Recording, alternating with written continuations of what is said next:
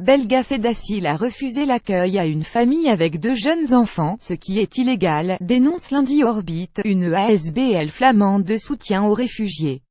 L'association demande impérativement à l'Agence fédérale pour l'accueil des demandeurs d'asile de se conformer à la loi, en tenant compte des situations particulières.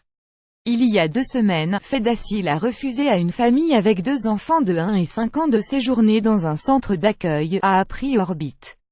La famille venait d'introduire une 2e demande d'asile. Lors de multiples demandes d'asile, Fedasil a le droit de refuser l'hébergement.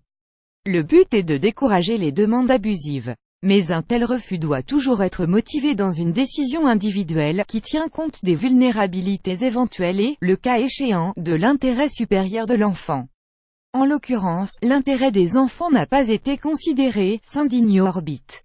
À la rue, la famille a pu se mettre en contact avec l'association, qui a sollicité un avocat et interpellé le commissariat aux droits de l'enfant de la communauté flamande ainsi que le médiateur fédéral. Ce dernier a écrit à Fedasil, qui est finalement revenu sur sa décision le 17 novembre dernier. La famille a encore dû attendre la fin du week-end pour pouvoir se rendre, ce lundi, au centre de dispatching de Fedasil. Entre-temps, durant 16 jours, les citoyens ont assumé la responsabilité des autorités. Et ce cas de figure est loin d'être isolé, selon Orbit, qui a déjà mis ce problème en lumière avec le réseau Vluchtelingenwerk Vlaanderen. Nous avons plusieurs exemples de familles qui ont été envoyées à la rue, s'inquiète en effet l'ASBL alors que l'ONU célèbre ce lundi la Journée internationale des droits de l'enfant.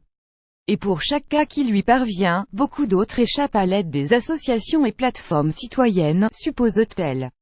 Fedasil, de son côté, se garde de commenter le dossier.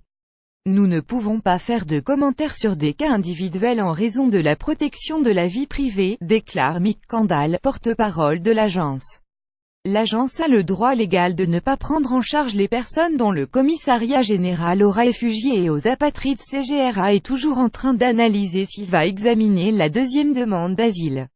Des exceptions sont possibles pour les personnes vulnérables. Nous pouvons revoir une décision, précise-t-elle encore.